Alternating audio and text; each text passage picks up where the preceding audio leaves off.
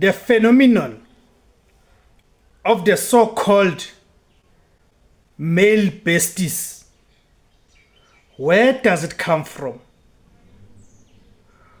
What is its impact in the relationships as we've known relationships to be?